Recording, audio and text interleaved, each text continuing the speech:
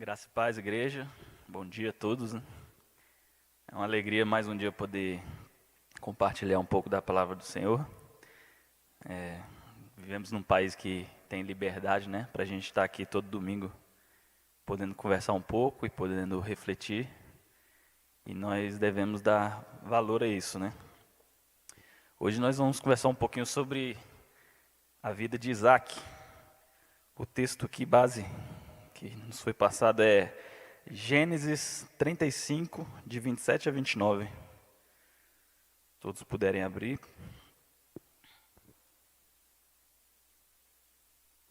Gênesis 35, 27 a 29. Veio Jacó a Isaque, seu pai, a Manre, a Quiriate Arba, que é Hebrom, onde peregrinaram Abraão e Isaque. Foram os dias de Isaque 180 anos. Velho e farto de dias, expirou Isaque e morreu, sendo recolhido ao seu povo. E Esaú e Jacó, seus filhos, o sepultaram. Nós temos aqui a passagem que trata da morte de Isaque, né? E mais do que falar da morte, né? É importante que a gente fale um pouco da vida dele, né? O que significou a vida de Isaque para o povo de Israel, para a gente? O que nós podemos refletir nessa manhã sobre a vida de Isaque, sobre como Deus, com seus propósitos, com a sua soberania, agiu sobre a vida de Isaque. Meditando no texto e sobre a vida de Isaque, eu posso destacar aqui algumas características de Deus e de Isaque, né? E como ele agia na vida de Isaque, de Abraão e dos filhos de Isaque. A gente pode falar aqui em propósito de Deus, a gente pode falar aqui em soberania de Deus, e a gente pode falar muito também na obediência desses filhos. A gente vê na vida de Isaque que ele viveu para cumprir os propósitos de Deus. Desde o seu nascimento, nós podemos observar que tudo foi feito conforme o propósito e conforme a vontade de Deus. Mesmo coisas que a gente muitas vezes não entendia, mesmo situações às vezes estranhas, a gente via a soberania do Senhor. A gente via que Deus sabia o que estava fazendo, como estava fazendo, e que Ele faz como Ele quer. Isaac foi um homem obediente, assim como Abraão, Isaac foi muito obediente a Deus. Obediente em cumprir o que era mandado, obediente em cumprir os mandamentos e as vontades do Senhor. E por isso ele fez parte deste propósito. Por isso ele teve a honra de fazer parte dos planos de Deus. Isaac foi um dos patriarcas, né? Assim como Abraão, assim como Jacó. E a gente pode contar algumas várias vezes em que a gente vê a expressão o Deus de Abraão, o Deus de Isaac e o Deus de Jacó. E você imagina a honra, né? De ser citado até mesmo por Deus, falando dele mesmo como o Deus de Abraão, o Deus de Isaac e o Deus de Jacó. Isso tudo porque eles obedeceram ao Senhor e fizeram parte desse propósito. O filho de Isaac, Jacó, chega a citar o pai, chega a citar o Senhor falando do pai como que Deus fosse o temor de Isaac. Ou seja, os anos em que o filho conviveu com Isaac, uma das características marcantes que ele pôde perceber era o temor que Isaac tinha de Deus. Tão marcante a ponto dele usar essa frase, o temor de Isaac, né? Falando de Deus. Então, o que isso significa? O que a gente pressupõe? É que Jacó olhava para o pai e via um homem tão temente a Deus, tão obediente e que cumpria a vontade do Senhor, e ele via essa característica no pai, a ponto de falar que o Senhor era o temor de Isaac. O temor de Isaac a Deus era tão grande que marcou a vida do filho. Nós vamos voltar aqui um pouquinho antes do seu nascimento. E algumas coisas aconteceram que a gente pode ver esse agir de Deus, né? No momento em que Deus... Antes disso, né? Isaac, assim como Abraão e assim como Jacó, ouviu as promessas do Senhor, de uma grande nação.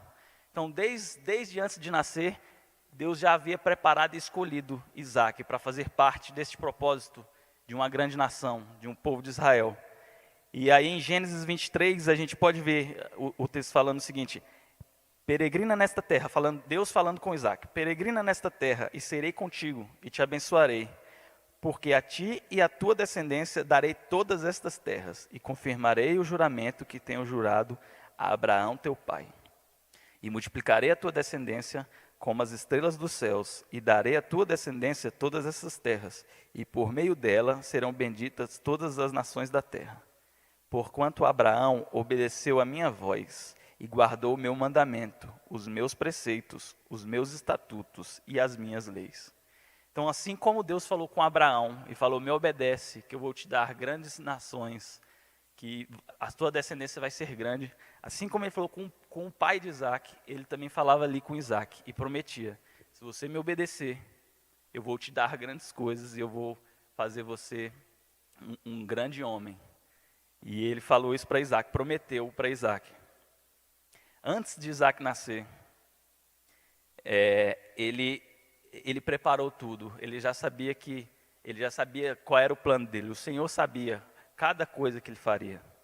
E ele procurou Abraão, que já era velho, que Sara era estéril, e Abraão e Sara já eram velhos. E Sara, que naquele jeito de resolver as coisas, né, ofereceu a sua serva lá para Abraão, e Abraão teve um filho, o primeiro filho de Abraão, que era Ismael, da serva. Mas Deus veio a Abraão e falou, não, você vai ter um filho da sua esposa. Você vai ter um filho de Sara. E naquele momento, Abraão riu, né? E a gente entende do texto que ele duvidou, que era uma dúvida aquilo, ele ainda fala que como pode um homem da minha idade, né, conseguir ter um filho? Então naquele momento ele duvidou. E aí a gente segue com o texto e a gente entende que naquele momento Deus repetiu, eu vou te dar um filho através de Sara. E mais na frente ali Deus manda mais 3 anjos, novamente para falar com Abraão. E Abraão os recebe em casa, prepara um banquete, e novamente aqueles anjos falam para Abraão que ele vai ter um filho de Sara. E a Bíblia conta que Sara estava ali atrás da porta e ouviu, né? E também riu, como que duvidasse. Em Gênesis 18, de 12 a 14, diz assim, assim, pois, riu-se Sara consigo, dizendo, terei ainda deleite, depois de haver envelhecido, sendo também o meu senhor já velho? E disse o Senhor a Abraão, por que se riu Sara, dizendo, na verdade, darei eu a luz ainda, havendo já envelhecido? Então, Sara interpelando, o Senhor interpelando a Sara, por que Sara está rindo? Falando que já está velha, que não pode dar a luz, né? Haveria coisa alguma difícil ao Senhor? Ao tempo determinado, tomarei a ti, e por este tempo da vida, e Sara terá um filho. Então, o que aconteceu naquele momento? Sara duvidou, apesar de sabermos que Abraão e Sara tinham um contato tão direto com o Senhor. Tantas vezes o Senhor falava com Abraão. E Sara, naquele momento, duvidou, mesmo assim. Duvidou que teria aquele filho, por já ser velha e tal. E Deus a exorta, né? E fala assim, será que eu não tenho poder de fazer qualquer coisa? E muitas vezes nós somos assim também, né, irmãos? Muitas vezes nós duvidamos, mesmo sabendo que é Deus que está falando. Duvidamos dos propósitos dele, né? No nosso coração pecador. Muitas vezes nós duvidamos do que Deus está falando. E às vezes até duvidamos da capacidade do Senhor de resolver determinada situação, de abençoar a nossa família, de salvar o nosso irmão, o nosso pai. E nós temos que cuidar do nosso coração com isso. Nós temos que cuidar para não duvidar do Senhor, que pode todas as coisas. E Sara ali é repreendida pelo Senhor, né? Ela nega ali, né? No primeiro momento ela nega, fala que é porque estava com medo. Mas Deus continua e fala, não, você duvidou, né? Você riu, né? Então não duvide. Mas logo lá na frente, quando Deus cumpre o seu propósito de fazer Sara conceber a um filho, já velha, se eu não me engano, com 90 anos, Abraão com 100 anos, E aí Sara sorri, Sara ri. E dessa vez ela ri por outro motivo. Dessa vez ela ri de alegria, de regozijo, né? E daí vem o nome de Isaac, que quer dizer riso, né? Dessa vez ela riu por outro motivo. Seguindo ali, o primeiro filho de Abraão com Agar, né?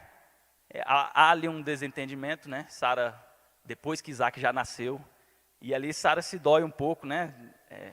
Que a serva meio que maltrata ela e tal. E o filho o Ismael, já um pouco maior, caçoa de Isaac. E ali tem aquele desentendimento. E Sara pede para que Abraão mande a serva embora.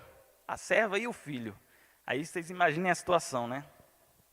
A sua esposa pedindo para que você mande embora o seu filho, junto com a serva, né? Porque não queria que o filho, né, tomasse herança junto com Isaac e tal. E você imagina a situação de Abraão. E a Bíblia fala que Abraão ficou ali contrariado, né? Porque é seu filho. E a gente não entende exatamente tudo como Deus age. Mas Deus vem a Abraão e fala: ouve a tua esposa e faz o que ela manda. Aos nossos olhos pode parecer muito cruel, né? O pai mandar o próprio filho embora. Mas Deus assim o manda. E faça como Sara te pediu. E ele vai, e obedecendo a Deus, se despede da serva e do filho Ismael. E Deus abençoa também a Ismael, né? Por misericórdia e tal, Deus abençoa também. Mas ele mandou Abraão fazer isso. E Abraão, por obediência, faz uma coisa tão difícil, né? Aí nós chegamos a um ponto que talvez seja o ponto mais marcante da vida de Isaac, que também é com o pai, que é o pedido do Senhor para que Abraão sacrifique Isaac. E nesse momento, nós podemos ver que Deus se achega a Abraão e dá a ordem, né, que ele sacrifique Isaac, indica o local e tudo. E aí, meus irmãos, eu fico imaginando também, mais uma vez, um homem que é temente a Deus, assim como Isaac foi. Abraão andou por 3 dias para esse local, para sacrificar o próprio filho, o único filho que ele teve da esposa, até aquele momento. E eu fico pensando que durante esses 3 dias, Abraão teve que refletir e pensar sobre isso. E talvez duvidar de Deus também, falar: meu Deus, mas ele me deu um filho com 100 anos, e agora manda eu sacrificar. E durante 3 dias, ele caminhando para esse lugar, acredito que ele pensou isso. Mas a Bíblia não relata que em nenhum momento ele reclamou ou ele se negou a fazer. E ele fez, apenas obedeceu. E chegou ao local, e aí nós sabemos, né, o que aconteceu. Agora, no momento lá, o Senhor o impediu, né, de sacrificar Isaac. Mas em todo o tempo ele obedeceu. Assim como Isaac, quando chegou ao local, preparou todo o sacrifício, né, colocou a lenha ali. E perguntou até ao pai, né? Cadê cadê o novilho, né? Cadê o que nós vamos sacrificar, né? Até inocentemente, mas obedeceu em tudo. Então nós vemos aí em Abraão um ato de dedicação, um ato de fé. E em Tiago 2, 20 e 21, ele fala sobre esse fato, né? E diz assim: queres, pois, ficar certo, ó homem sensato, de que a fé sem obras é inoperante? Não foi por obras que Abraão, o nosso pai, foi justificado quando ofereceu sobre altar o próprio filho Isaac? Então o que estava dizendo ali? Que não foi só uma questão de fé, senão pelo ato dele de obedecer. Além da fé que ele já tinha, que Abraão já tinha no Senhor, ele teve que tomar atitude, ele teve que obedecer, que pegar o próprio filho e colocar para ser sacrificado. E não é só uma questão de acreditar, é uma questão de agir, é uma questão de obedecer. E assim ele foi justificado. E a gente vê também como para Abraão, Isaac foi consagrado ao Senhor. Como ele dedicou o seu filho ao Senhor, a ponto de colocar o único filho para sacrifício. E assim, creio que nós também devemos fazer com os nossos filhos. Devemos dedicar ao Senhor. Devemos saber que os nossos filhos são do Senhor e que as coisas que acontecem estão nos propósitos do Senhor.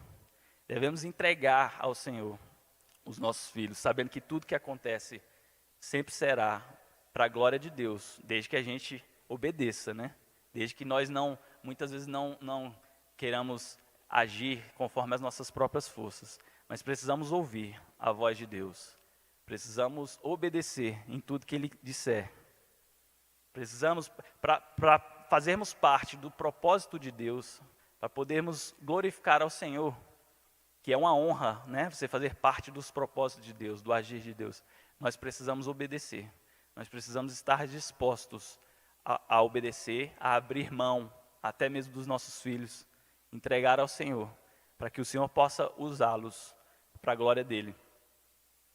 Então, nós podemos ver aí na vida de Isaac os propósitos de Deus. O Senhor fez e executou os seus propósitos no momento em que Ele quis. Para Isaac, para Abraão, era muito tempo, né? Você esperar para ter um filho com a esposa aos 100 anos. Provavelmente ele já estava muito impaciente, né? Ele riu, ele duvidou. Mas Deus tem um momento dele. Deus faz na hora que Ele quer. E Ele esperou 100 anos. E nós somos impacientes. Nós queremos na nossa hora, nós achamos que tem que ser no nosso tempo. Mas Deus faz no tempo dEle. E Ele cumpre os propósitos dEle no tempo dEle. É por isso que Ele é soberano. Porque muitas vezes nós não conseguimos enxergar, né, esse tempo. E nos resta sermos obedientes, nos resta sermos pacientes. E saber que a soberania do Senhor, nós não conseguimos entender, né? Nós só podemos esperar e saber que é o melhor. Então Deus cumpriu o seu propósito na vida de Isaac. Em muitos momentos, ele sendo o único filho, ele poderia ter morrido, como quando ele foi peregrinar em terras estranhas, e aí ele mentiu que Rebeca era, a esposa dele era irmã dele, com medo de morrer, por exemplo. Mas quem sustentou foi Deus, né? Ele poderia ter morrido também no sacrifício e Deus provavelmente daria outro jeito para os seus propósitos. Mas quem sustenta os propósitos de Deus é o próprio Deus, com a sua soberania. Então nós devemos esperar nele. Nós devemos saber que tudo que acontece no tempo de Deus. Assim como Isaac, que foi um homem obediente em toda a sua vida, viveu 180 anos e no final foi enterrado pelos 2 filhos, que por sinal brigaram por muitos anos. Mas no final, porque ele cumpriu o seu propósito, porque ele fez parte dos planos de Deus, os 2 filhos estavam lá no seu enterro, já feito as pazes, para prestar honras ao pai. Devemos aguardar no Senhor, meus irmãos, como Isaac fez em toda a sua vida. Talvez dos 3, de Abraão, de Isaac e de Jacó, talvez seja o que tem menos relatos aqui. Talvez seja o que tenha acontecido menos milagres através de Deus, pelo menos contados na Bíblia, né? Talvez seja o que passou mais despercebido dos 3, né? Mas foi um homem obediente. Viveu e a Bíblia fala que teve dias fartos, né? E a gente pode entender esses fartos dias como dias de bonança, como dias na presença do Senhor. E assim também devemos viver, se espelhando nesses patriarcas e sabendo que eles, apesar de qualquer erro, que eles também eram pecadores, mas sabendo que eles obedeceram ao Senhor e fizeram parte desse propósito, tiveram a honra de fazer parte desse propósito de Deus. Queria orar. Senhor Deus, te louvamos, meu Pai, por esta manhã. Te louvamos porque o Senhor tem nos dado a Tua palavra para ouvir a Tua voz, para saber da Tua vontade. Nós te agradecemos porque podemos ter um pouquinho, Senhor, da Tua vontade nas nossas vidas e saber o que o Senhor quer para nós. E ter a honra, meu Pai, de te obedecer, para fazer parte dessa vontade, para poder ser conhecido como pessoas que conhecem a Ti. pessoas que andam contigo. Que o Senhor possa abençoar o nosso coração, para que nós possamos ouvir a tua voz sempre, para que nós não desobedeçamos ao Senhor. Porque quando nós obedecemos a ti, o Senhor sempre tem estado conosco, e o Senhor cuida de nós. Mesmo quando não obedecemos, mas te agradar é muito melhor, Senhor. Fazer a tua vontade é muito melhor. Nós te agradecemos por isso, Senhor. Te agradecemos porque podemos estar aqui, domingo após domingo, ouvindo a tua voz e conversando da tua palavra, Senhor. Nos ensina a cada dia e nos dá força para te seguir. Em nome de Jesus, Senhor. Amém.